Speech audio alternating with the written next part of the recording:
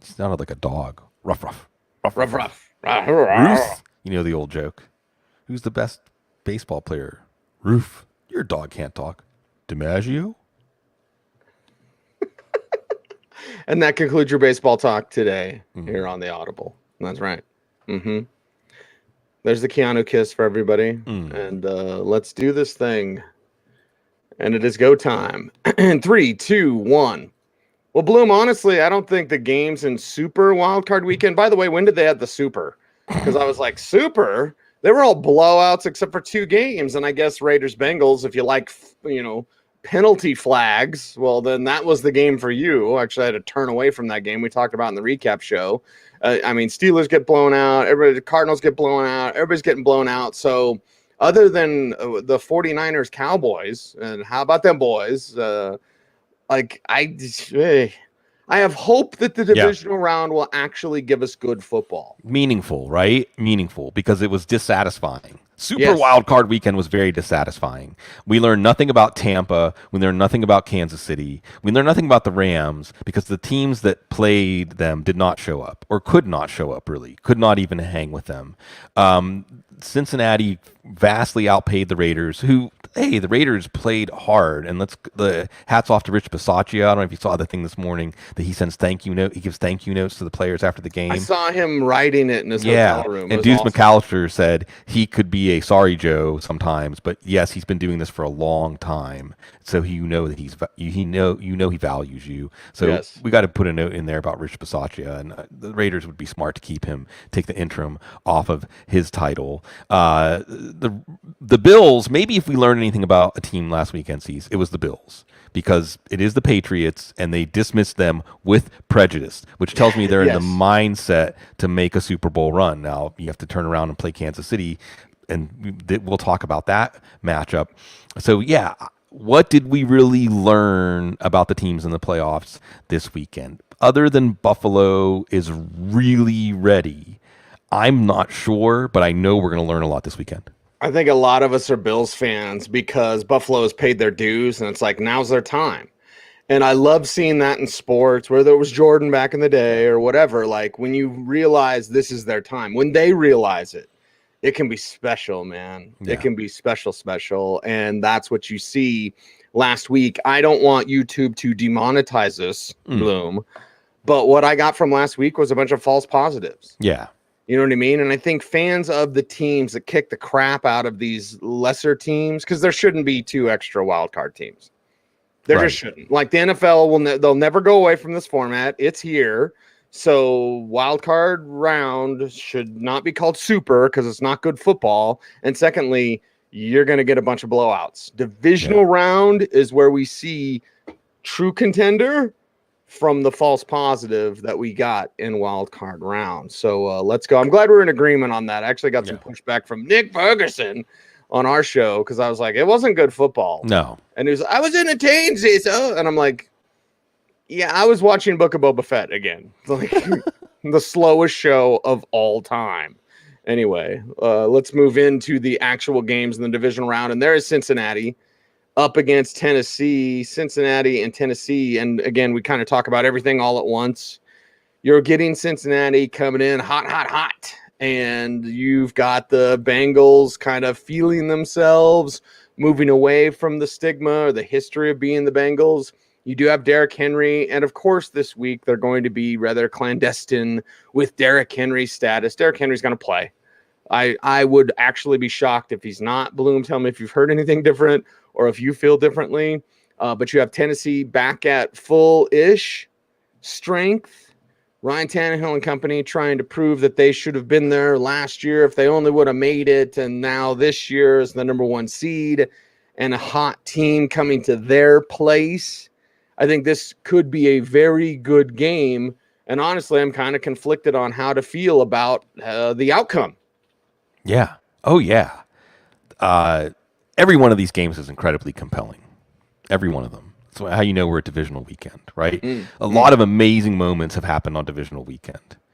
Some of the greatest games ever played in NFL history happened on divisional weekend. Miami, San Diego, that was a divisional game. Do you remember the New Orleans, San Francisco game? Oh, I'm getting chills thinking about it, Cease. There's been some of the greatest football you'll see in your lifetime happens on divisional round weekend. This may be one of them. Let's start here, Cease. Last year, Joe Burrow, leading the Bengals before he got hurt against Washington, only won 2 games, and one of them was against Jacksonville. Do you know who the other team they beat? Tennessee. What? Tennessee. 31-20. Burrow threw for 2 touchdowns. Joe Mixon didn't even play in that game. They didn't have Jamar Chase. They had AJ Green. They didn't have Jamar Chase. Alden Tate actually cost 7 balls in that game. So if you're just looking at a stylistic matchup, this Bengals team is so much better than last year's Bengals team for any number of reasons, right? The line is better. Joe Burrow is better. They have Jamar Chase. The defense is better. This team has more confidence. So interesting. On the other side, we'll toss this out there. Mike Vrabel with 8 or more days of rest is 8-0. So this team has had 2 weeks to prepare for this game. They didn't know their opponent going into last week, but the point is, this is going to see. This is where we get to the point where both teams, in the ideal world, both teams play above themselves, and then individual players in turn play above themselves, and that's how we remember what happened. Kellen Winslow, right? That's how we remember these games: is a player pulling down deep to create Larry Fitzgerald, a performance of their life. Obviously, the key to this game, I think if we could pull one stat, it might be Joe Burrow touchdown passes, because I think the player who has, not Derrick Henry, the player who can really decide how this game goes individually is Joe Burrow and Jamar Chase and T. Higgins and Tyler Boyd and so on. Mm-hmm. This team is so exciting right now because they, I believe that they are a team of destiny. They don't look satisfied. They're not happy to be there. It's Joe Burrow, man. I'm telling you, Joe Burrow smoking that fat cigar. Yeah, man. He's got that Tom Brady energy. He's not just happy to be there. On the Cincinnati side, you have on one hand Tennessee secondary. You're going to pick on that secondary. How did they beat Tennessee last year? Tennessee was a playoff team last year. You're going to pick on that secondary with these receivers. Then in turn, this is where we go back to the offseason. You sign Bud Dupree. Bud Dupree needs to earn his money in this game. Harold Landry, we know, can get some pressure. And Jeffrey Simmons has been an awesome, awesome pick. Remember when the draft was in Nashville and they took Jeffrey Simmons? The Titans like, yay, you drafted someone who's probably not even going to be in training camp this year. But that has turned out well. So it's a question, Cease, in my mind of, can they generate pressure on Joe Burrow in a way to disrupt the pass offense, or will Joe Burrow be able to, either by creating on his own or because he has solid pockets with integrity, be able to pass down the field? Now, Derrick Henry's going to put his stamp on this game, but Derrick Henry, this could be a game, Cease, where Derrick Henry and the Titans put together 13-play touchdown drives that milk 8 minutes off the clock, and then the Bengals just answer with a 4-play touchdown drive. And eventually, Ryan Tannehill's going to have to make plays. But you have a healthy-ish, like you said, Cease, Julio Jones, and a healthy-ish A.J. Brown. So at the very least, they have all hands on deck here. But you also have this Cincinnati defense. Now, Trey Hendrickson was back at practice. That's important. Their best pass rusher. You also have players, impact players on the other side. I wouldn't be surprised, Cease, if we're talking about Eli Apple, who's going to get paid in free agency this year. If we're talking about Mike Hilton, who got paid in free agency last year. If we're talking about Jesse Bates, who's always around the ball, right? Attitude. Logan Wilson, Wyoming Cowboys, baby. Him. Attitude.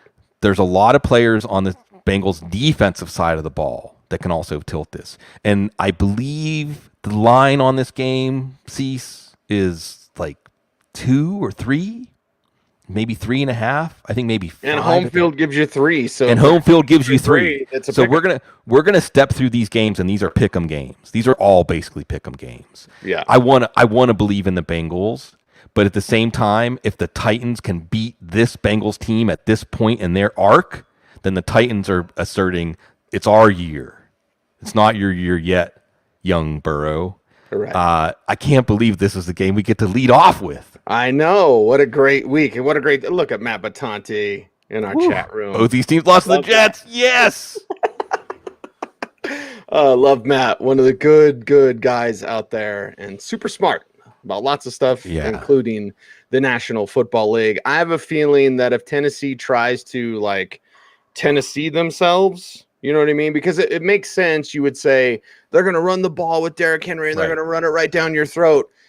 Yeah, what if that doesn't work? Right. And or the Bengals overplay the run. Burrow gets you up, 14-0. Yeah. You're really going to keep running then? No, you can, and that's good, provided that Henry is, close enough to 100%. So I think the Titans have a trap here. Mm-hmm. Will the Bengals pull the sword from the stone? That's my only question. I think we used to pick these games, although we didn't pick any in the wild card round, and I picked them all right except Arizona last week. I thought Arizona might win, and they did not show up. So I don't know if you want to pick this one, Bloom, but it is a pick'em game, and I think all of us, in addition to being Bills fans, might be Bengals fans as well. Yeah, I mean, I feel clouded, honestly. I want to pick the Bengals. In this game, but I know you love the story, you love the personality. I kept saying attitude. We were talking about all those defenders. Like, they have attitude, they have personality. That's what you want to see advance. But Mike Vrabel and this team has gone through the crucible, and even if Tannehill has some experience bringing his team back from down multiple scores. So, and isn't Tannehill a microcosm of the Titans? Right? They gave up on him. He was a persona non grata in NFL circles. They basically gave up a pick to get rid of his contract and pay part of it. Miami did. So, yeah, if I have to pick in this game, it's hard because I think the sober pick here is the Titans, just because of the extra preparation. Because this is what do we always revert back to at this time of year? Who has playoff experience? Mm-hmm. Who's been there and understands? Who's grizzled? Who understands the moment? That's the Titans. I'm picking the Titans, but I want to pick the Bengals. I want it to be the Bengals. And Steven brings it up like, hey, A.J. Brown scored twice, so go ahead and crowd the box. Yeah, all right. Okay. And you are correct, Bloom. This is why I may not be as... I may not get my game on as much as Jamie Foxx wants me to with BetMGM or whatever, but like... Yeah, because my heart is like, please let it be the Bengals. And my head's like, even in a close game, unless the Bengals run away with it, I just can't go away from Tennessee. Well, what would make me feel better is if the Bengals had just scored touchdowns on those drives last week against the Raiders and just blown them out of the water. It was in there. Yes. They thoroughly outplayed the Raiders on both sides of the ball, and it had to come down to one final play at the end. That's what gives me pause in picking the Bengals. Yes. All right. We could just talk about this game the whole time. But San Francisco, Green Bay is the next game coming up on Saturday. And, we had the chat room talk about playing with house money. William C. Playing with house money with the Bengals. Love that King in the North avatar, by the way, of Joe Burrow. But we're talking now Jimmy Garoppolo, who's going to play with his injuries. Now, what is it, thumb and a shoulder? Shoulder. Top of my head. So you have these injuries for Jimmy Garoppolo. Thumb and a shoulder, expected to play in the divisional round, but will not be 100%, according to Ian Rappaport. Ian, it's Jimmy Garoppolo. When is he 100%? Even in week 1, he's not 100%. So the thing is here, you've got Aaron Rodgers coming off the bye, and you have that team getting Randall Cobb back. You have that team with those multiple weapons that I know we'll talk about, Bloom. But for me with San Francisco, it's okay, Kyle Shanahan. You were able to get one over on Mike McCarthy. This is a different role. This is a different team. You're on the road. NFLweather.com says that Lambeau will be 10 degrees and partly cloudy. There you go. 10 degrees, partly cloudy. Sounds about right for Lambeau this time of year, Bloom. But will San Francisco... Because here's what I want to see, and I've talked to some people around. Put in a Trey Lance package. Yes. Go for it. Note number 1 on my list. Go for it. This is the reveal. This is the big reveal. Yes. And I've heard rumblings, and Lassie, bark this if you want. I've heard rumblings that this was their plan. I want to see it. I'm sick of hearing about it through back channels and all that from people that I trust, people that would know, by the way. But I know they really like the certain things that Trey Lance can do. Trey Lance does not know the playbook, the language of the playbook. He does not know it, okay? But a Trey Lance package, You're up against Aaron Rodgers on The Last Dance. We all saw The Last Dance. It was awesome. Yeah. How did it end? Besides Michael Jordan betting on the Broncos in the Super Bowl 32, it was the Bulls winning it all. Well, guess what? Aaron Rodgers on The Last Dance, not so that he can lose. He's on it because he wants to kick your ass. And you're up, San Francisco. How do you counter that? You counter it with Trey Lance. Yeah. And a package and doing something different. They're already going to know your stuff you're going to do with Debo. You're not going to surprise them with Debo Samuel. They already know what you're going to try to do with George Kittle or whatever. They're already going to understand the discipline that you need when facing Elijah Mitchell and that Shanahan zone blocking scheme. They already know those things. Haven't seen that guy in that way. Yeah. So that's the X factor here. If Kyle wants to use it, that's the X factor. Wakanda forever.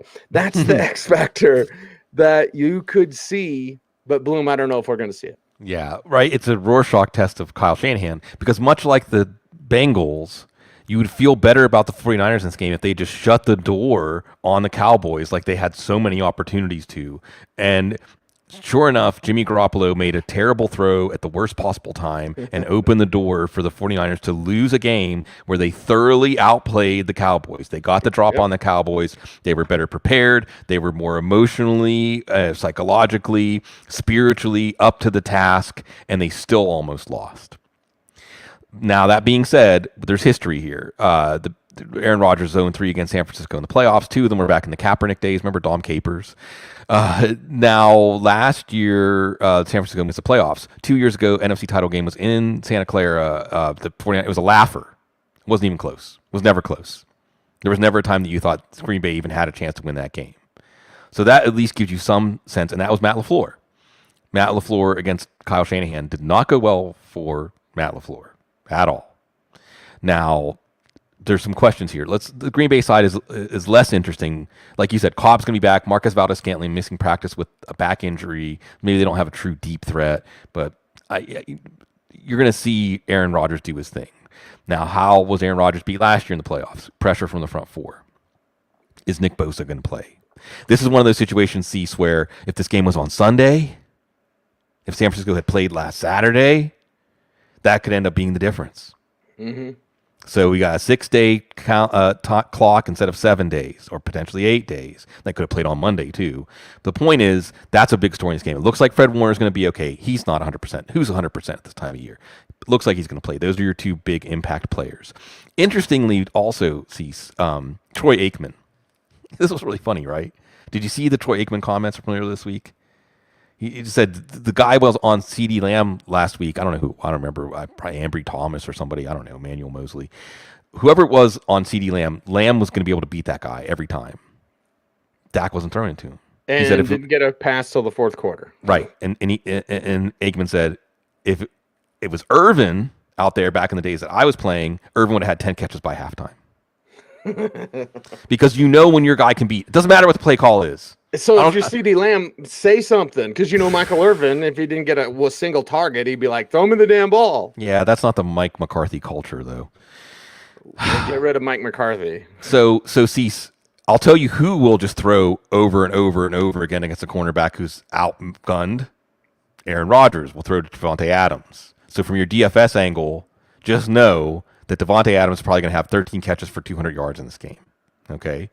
It still may not be enough to win. And you add in Randall Cobb, and that's the guy he asked for. And David Bakhtiari, ready to make an impact. That's an interesting story here, too. Aaron Jones and A.J. Dillon. They have A.J. Dillon now to put the boa constrictor on if they can get a lead. So all of these things are set up for Green Bay on the offensive side. San Francisco has to have Nick Bosa. You got Eric Armstead and a few other guys, but you got to have Nick Bosa to make those plays that can swing this game. We'll see what happens there. You nailed it from the very beginning, though. It's time for Trey Lance. Look, even if you just put Lance out there in some key situations and force Green Bay to burn timeouts, and then whenever you come out of timeout, Garoppolo's back out there. Yep. Play head games. Yep. You have to do this. You have to. If not now, when? Okay. Obviously, Lance is going to give them opportunity to go 11 on 11. Lance, we should see him at the red zone. Absolutely, we should see him at the goal line. And like you said, Cease, they're going to have a nice thick book of the Deebo Samuel plays. So what does Mike McDaniel? It's interesting that Mike McDaniel's name, you've alluded to him so many times on the show over the years, Cease. Now people are starting to learn about Mike McDaniel, which is very interesting, and we'll see if he gets a head coaching gig out of this. Now you need to flip it. They think they know what's going to be coming, but you have an extra wrinkle. Because what is San Francisco so good at? The same personnel, the same formation, different plays. Yep. You have to be ready for this. I think they can be. They were able to run inside on Dallas last week in a way that Dallas had no answer for. So there will be a challenge here because when Green Bay faced the San Francisco offense 2 years ago, they had no answer for it. And Deebo wasn't this Deebo at that point. No way. Right. So that's and there's no Trey Lance wild card either. So I think, Steve, we're going to know within a quarter and a half whether this could potentially be a Green Bay blowout or a nail biter that, again, is going to come down to these individual plays. It's not necessarily the matchup that Green Bay wanted.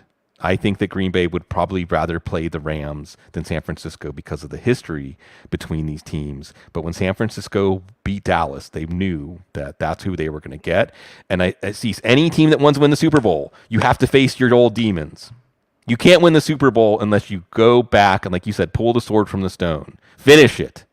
So this is a chance for Green Bay to finish it after 3 times these 49ers in the last 8-9 years have bumped them from the playoffs. McDaniel always reminded me of when the Broncos hired Vance Joseph, going back that far. I said, if you want to go outside the box, hire Matt LaFleur. Yeah. Maybe they should have hired Matt LaFleur. You know who Mike McDaniel reminds me of, Cease? Who's that? You remember in all the 90s movies when like computers were starting to be like a thing and you had to know like a hacker and they were in the movie, in the action movie, they were in some sort of terrible situation and only the hacker who would just be like, oh, you need me to do that? Clickety, clickety, clickety, clack, clack, clack. I just unlocked all the doors and locked them in the cell and now everyone's been alerted. That's all. Like he's just the guy who has the answers. He's the friend of John Connor from T2 that gave him the ATM card that could take all the money. Exactly. Mm-hmm. That's right. That's who he is. Can Jimmy Garoppolo use it, though? If you're Matt LaFleur going up against Kyle Shanahan, it's almost as if you were going to battle with someone that was using your father's weapon. Right. Because LaFleur is a Shanahan disciple. Yes. And Shanahan's the Shanahan. He's the blood. We're talking Game of Thrones. We got our guy Josh in here talking Lord of the Rings, right? Mm-hmm. Like, just think of it in our football mythology. Mm-hmm. You're using my father's weapon. That's my weapon. That was supposed to be for me. I'm the blood relative. I'm the line. I'm the Shanahan. So, yeah, it'll be fun to watch. And honestly, again, my heart wants San Francisco, but I'm not picking against Green Bay. I'm not going against Aaron Rodgers, man. I'm not doing it. No. Now, if you're a Broncos fan, you want him to lose before he wins the Super Bowl so he can just leave and he can be mad and he can point fingers and blame everyone else.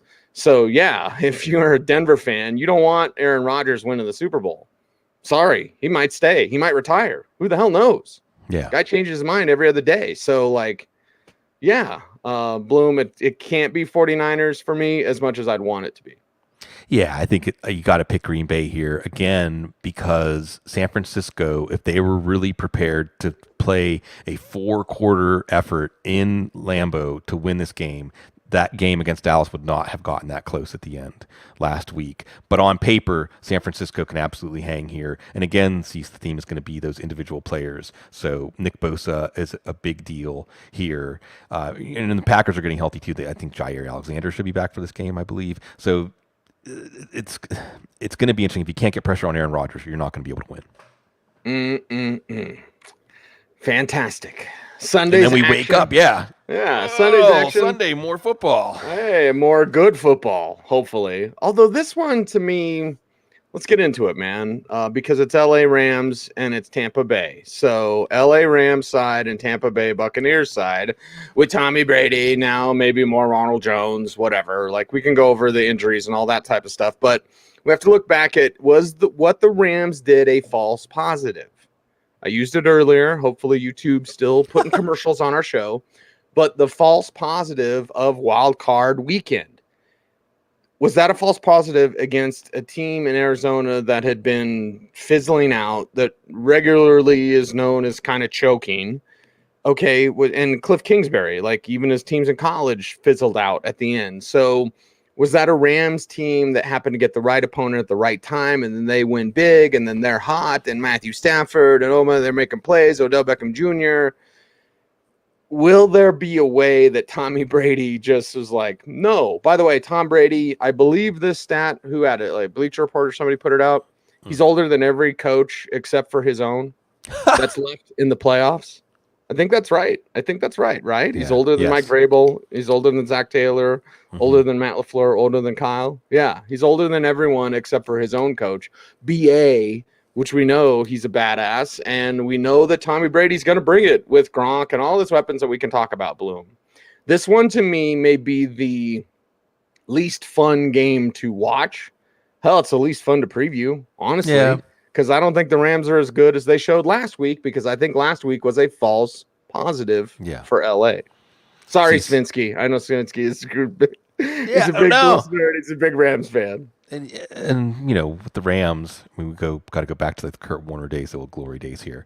First of all, as you're mentioning all the head coaches, we're getting close to the time that you were going to cover a team in a game where their head coach is someone you scouted at one of the All-Star games.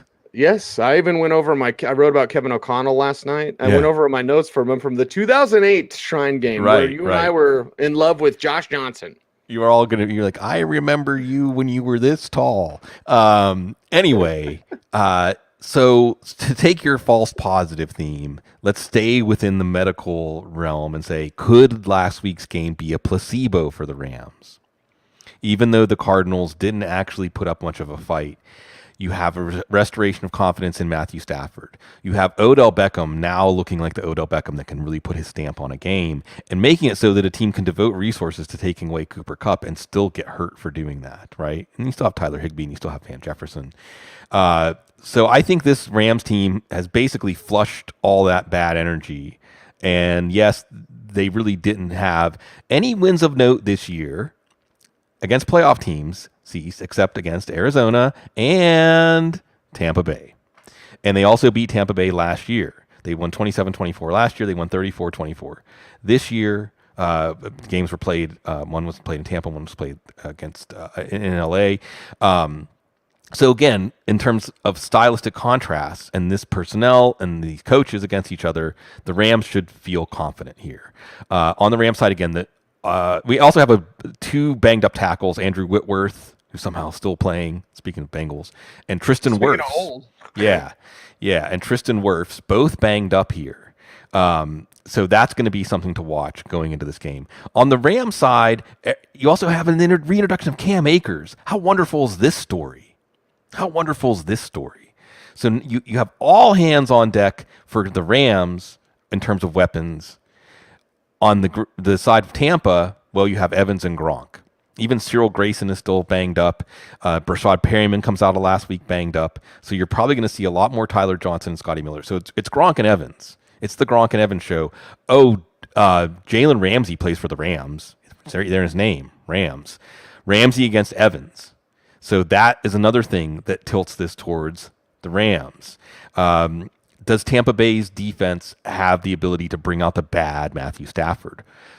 They certainly have the players up front to do that, but the players in the back can be picked on by Beckham and Kupp and Jefferson and Higbee and so on. So you look at the momentum, because the other thing, Cecil, is watching that Tampa Bay-Philly game, which was a terrible game. Tampa let Philly hang around longer than they really should have. That game should have actually even been more decisive, in my opinion. And the Eagles should have went to Gardner Minshew. If we talked about it in the preview show, if they had gone to Gardner Minshew, whenever Hurts, whether it's because of the injury or just he didn't have it that day, it could have been an interesting game. Like Taylor Heineke made it an interesting game. This is always the time of year when we hear like, "Hey, Zeke had an MCL injury from week 4." Yeah. Oh God! Of course, and then hey, Jalen Hurts is actually hurt for the last month of the season. We're sorry. Are bad. Yeah. So again, you look at this. Fournette's going to be back to probably, but I think that again, you are going to see this game come down to on the Tampa side positive plays from Tom Brady? Can Tom Brady make enough positive plays to overcome the lack of weapons compared to what he's had at times whenever the Rams beat Tampa? That's the thing. Rams have beat a full-strength Tampa team. This is not a full-strength Tampa team. On the Ram side, can Matthew Stafford avoid the negative plays that the team had to overcome so many times down the stretch, but not last week? Everything's feeling good. And I think if you just don't have the egregious unforced errors from Matthew Stafford, the Rams can and should win this game. Whose weapons will let their quarterback down the most? That's what my question is, because you mentioned Mike Evans and Gronk. They're going to be money. If Leonard Fournette plays, there's an idea. I don't know if BA would do it, but there's an idea. Like, you could just keep the Rams on the sidelines and run the ball as much as you can. Slow down Aaron Donald, soften him up. Let Von Miller come around the edge. Sure, you're running underneath him. Oh, yeah. They have Von Miller now. Right? Yeah, exactly. Oh, yeah, super team. And honestly, I don't like super teams. Like, I do like and appreciate the Rams. But, like, okay, what you're doing is unnatural to the football gods. I could see a big Odell Beckham Jr. drop in this one. You know what I mean? Game on the line, 3rd and 20, and he throws it up, and it's going to be a catch, and it's going to be a touchdown, and ODB drops it. I don't see Mike Evans or Rob Gronkowski or pretty much anybody that Brady's throwing to, probably because they're afraid of him, to drop the passes. So for me, Bloom, this tight game will come down to whose weapons let him down. And I don't think it's the Buccaneers. I don't think they let Tom down. Yeah, we'll see. I mean, I would just counter that. This is interesting, Cecil. We don't usually get into this kind of like back and forth true sports talk style. Sports talk radio. If Ramsey can effectively take Evans out, and which he should, and this is enter stage left Eric Weddle. Put Eric Weddle on Gronk. But you know what I'm doing? You know what I'm doing? And you and I like Eric Weddle. Hell, Eric Weddle's an Audible alum. He's been on this show. I remember when he called and I was at the machine shop. That's how long ago we had Eric Weddle on this show. I was still working at the machine shop, so it was pre-2007. That was like our first year. Yeah. Because my last year at the machine shop was 2007. But anyway, like, I remember when Eric Weddle called me at work, and I was like, hey, you had to step outside so it wasn't all loud and stuff to get him on the Audible. We love Eric Weddle. You know what I'm doing if I'm Tom Brady? I'm throwing at Eric Weddle every time. I could see it. I mean, we'll see what kind of game plan. But you want just to take your point one step further. The Rams' mission should be to make Tom Brady throw to Scott Miller, to make Tom Brady throw to Tyler Johnson, to make Tom Brady throw to Cameron Brate, to make Tom Brady dump the ball off to Leonard Fournette out of the backfield. If they can do that, then they'll be halfway home. Again, it's just Stafford, and the way Lions fans right now are saying, like, oh boy, if it comes down to Stafford, then it's not going to be good. But like you said, the Rams are a super team. They have talent everywhere, and this is a game that they should feel very confident going in. Another question I have, Cease, about Tampa is just, can you maintain that level of hunger and that intensity in the playoffs coming off a season that you just won the Super Bowl? Look at our guy Steven here in his avatar. He's got a trombone in one hand, and I think he's like the Predator. Is that like a human spine in the other hand? I think it is a spine. Maybe he's a doctor. Or saxophone? Orthopedist. Something. Either way, it's cool.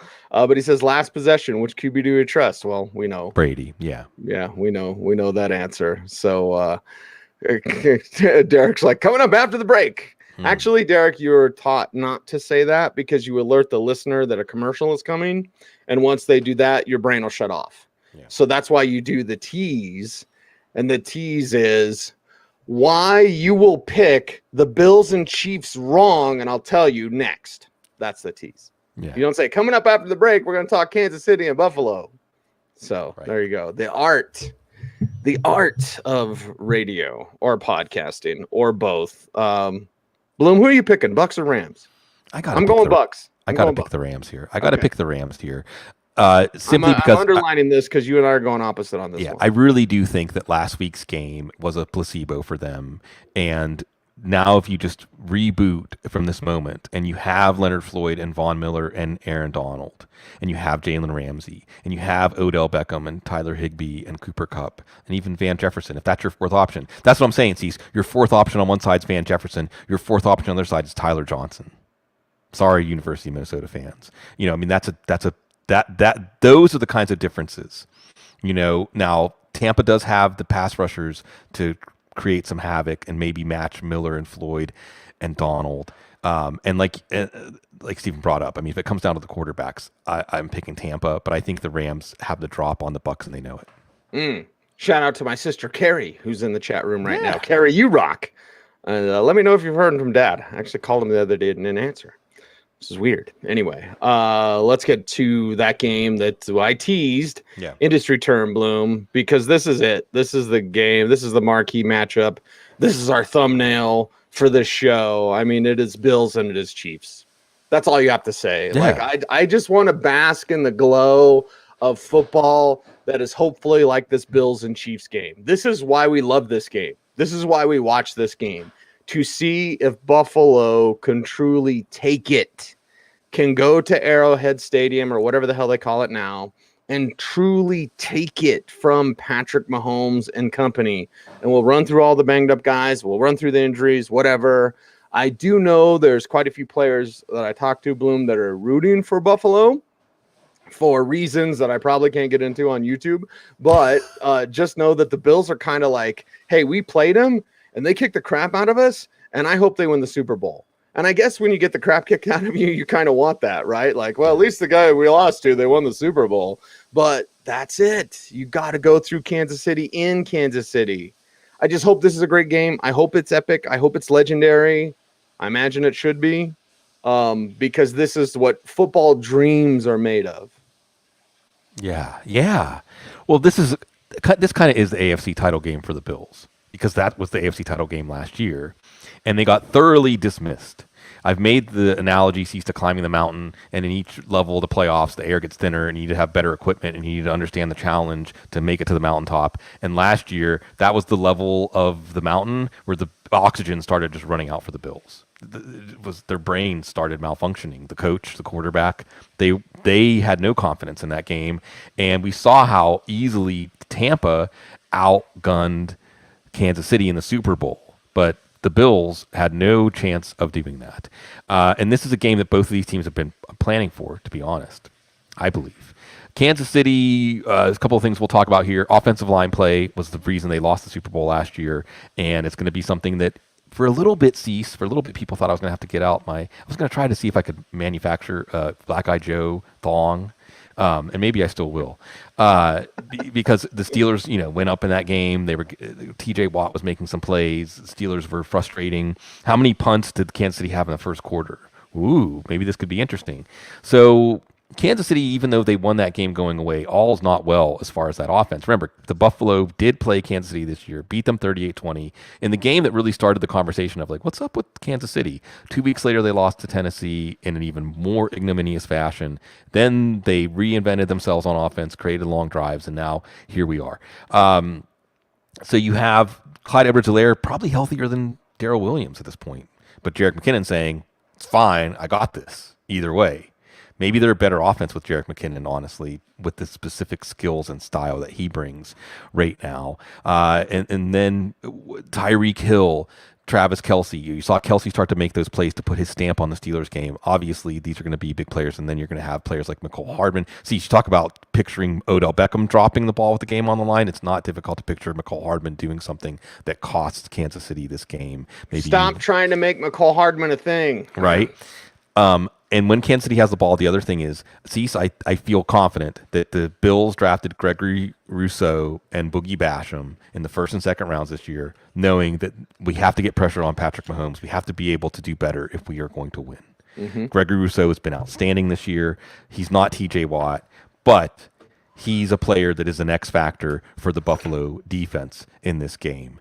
And how about that interception that I think Micah Hyde had last week? So, you have that secondary. They don't have Tre'Davious White, but every team gets here without some important pieces. On the Buffalo side, you just have Josh Allen's got the eye of the tiger, right? Dun, dun, dun, dun, dun, dun. I mean, it's right. I mean, he's there. Last week he had it. And you hope that this week he's not, he doesn't shrink. And you hope that Sean McDermott doesn't shrink, because this is a team that if you just keep the ball with the balance they've established with Devin Singletary, you have you cannot figure out a way to match up with Stephon Diggs and Cole Beasley and Dawson Knox and Emmanuel Sanders and Gabriel Davis. You just can't. You just can't. It's just up to Josh Allen to make the plays. So it's kind of like the last game we were talking about. It's the quarterbacks. Yeah. And you might have said at various points, well, of course that means it's Mahomes and it's Kansas City. But we'll see if the script changes this time around. Well, a couple of things to go over, Bloom. What's a better warm-up? You talked about the amoeba with the Rams. What's a better warm-up? Going up against Ben, who you know's done, and the Steelers? Is that a great warm-up? Yeah. Or is the warm-up to mentally prepare to play Bill Belichick and then to do that to him? Right. Now, what is the better preparation? And then did you think Buffalo acted like that was their Super Bowl? I don't think they did. No. I don't think they did at all. I think they acted like he just next, right? Yeah. They're going down a list. And Kansas City, you're on it. Next. That's what Buffalo's doing. So for me, if you're Kansas City, you almost kind of shake your fist at the football gods and be like, why couldn't you have given us a better opponent to warm up against? Yeah, I think it's fair. And something else to keep in mind, just throwing this out there, by the time this game kicks off, we may know that it's not just to go on in the playoffs, but it's to host the AFC Championship game. Yes. Yeah. You want that in Buffalo? Imagine the tables that would be broken in Buffalo. Oh, what was the last AFC Championship game? Wasn't that the game they beat the Raiders 49-0 or something like that? Yeah. So I don't remember the score of the game. Oh, an AFC and a Super Bowl for Buffalo. Again, like my heart's with Buffalo. My best friend's a Bills fan, and I would love nothing more. I would love nothing more than to go break a table. Yeah, you know what I mean. I don't even have to go to the game. Because I'm sure tickets would be, tickets would be pretty pricey. I might have to sell some comic books. Yeah, that's what I was going to say. But I would just love to go tailgate, have a couple of cold pops with you, Sigmund, of course. Yeah. And maybe some gummies, and then jump off a table and break it. Jump off a van and break a table, like with Bills fans. Set the table on fire. I don't care. Somebody have a fire extinguisher. I'll be fine. Right. It would be awesome. It would be epic. But you got to get past Kansas City. So what do you think about the warm-up or, the reaction to your win? Kansas City's been here before. Buffalo wants to get there, and that's also a difference in motivation as well. Yeah, I think that is really where the difference comes in here. And this is the classic script that we talked about with Tennessee, where you pay your dues, you get as far as you can get and realize you have to go back and back to the drawing board, as they say, and come up with a new plan. And I think year 3 now, this is when Buffalo has that chance to right this past wrong. Now, of course, they're going to be going up against a team next week, whether it's Tennessee or Cincinnati. I mean, this is why once we get to this level of the playoffs, every game's exciting. Every team alive can still win the Super Bowl. I want, and this is the one where I want it to be Josh Allen's time. I want it to be Buffalo's time. And I do think that Kansas City, as we keep talking about, that game against Pittsburgh did not do them any favors because it's just not going to be that easy. Patrick Mahomes owns the Steelers' defense. He owns them. It's not going to be quite the same against a Buffalo But if they team. falter like they did against the Steelers, you can't do that against Buffalo. Right. Because there was a time early when T.J. Watt was scoring. He was the best offensive player for the Steelers. He was scoring the touchdowns. Yeah.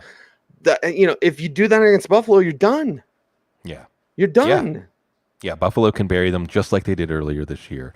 But I can't really totally clear my mind and make a pick with just my head here. But there's enough going that we can cite from an analytical standpoint to say, I think Buffalo's going to go in. They're going to take this. And I think there's at least a 30% chance that they're going to end up hosting the AFC Championship game. I don't even want to pick this game just because I don't want to tempt the football gods, right? I mean, everyone knows where my heart's at, but I'm like, how do you beat Kansas City in Kansas City? Like, seriously. So, and by the way, I just looked at the time. It starts, Bloom. Either we're going to do a late night recap, no recap, or we'll recap Monday. You just let me know because and the game earlier this year. I missed this game. No, not a moment of it. And the game earlier this year was in Kansas City, 38-20. And remember, the Bills went into New England and beat New England late in the season too. So I don't think the team is going to be feel intimidated by the surroundings. And I mean, I think they're finally ready to welcome the challenge. I think they finally have embraced to be the best. You have to beat the best. So bring it on. So bring it on. Yeah, Smitty, our guy, he's like, they're like John Wick. Mm-hmm. There's your Keanu's kiss. Yeah. Of course. How do I miss that? Right there. Boom. That's for you, Smitty, and everybody in the chat room. What a great weekend of football. Yeah. And the Buccaneers game. What a great weekend of football. I just don't think that'll be a good game, honestly. So, yeah, get your popcorn ready. You know, get your cold pops ready, and just sit at home, Al Bundy style. Mm-hmm. You know, shoes off, kick your feet up, hand in the pants, and let's freaking go, man. Yeah. Yeah, it's great. And this is why the investment, even if it's just via fantasy football, the investment of understanding all the individual stories of these teams, of these franchises, of these players, year after year, week after week, it makes these stories so meaningful. Cecil, you're a writer. Cecil, we both consume a lot of written content. No authors can create content as compelling as the NFL divisional weekend. Even those authors in Vegas. I won't take my tinfoil hat off, Bloom. I won't take my tinfoil hat off. Anyway, yeah, let's just go out and enjoy some football. We appreciate all you for jumping on board. I like when we can like flesh out these games a little bit more. You know what I mean? Because regular season is like this side, then that side, and you know it's part of the regiment. We love it. We certainly love our preview shows, but playoff preview shows are just different, man. Because we're just talking ball. We're just talking ball, and glory to the players, glory to this game, glory to Eric Weddle. Yeah, he's back. Yeah. He is back. He's back. All right. He's Sigmund Bloom. Follow him on Twitter at Sigmund Bloom. The show is at the Audible. I'm at Cecil Lammey saying, thank you guys. We really appreciate you. We love you. This is why we love football. It's going to be an awesome weekend of football. So let's go. Buffalo or whoever you're rooting for. Let's make it happen. And of course, when coaching hires happen, we will be there for you. When GM hires happen, we'll be there for you. News show. We'll figure out a recap, Bloom, if we're going to do one. Probably should do one, but it might be apt to be Monday, like when you have the cigarette and you're like, exactly. It was good for you too, Roger Goodell. Afterglow, yeah. We're glowing, and you're glowing because you're listening to the Audible. Cecil Lammey, Sigmund Bloom, footballguys.com, everyone. Thanks for watching. Thanks for listening. Stay tuned and stay frosty. We'll be right back.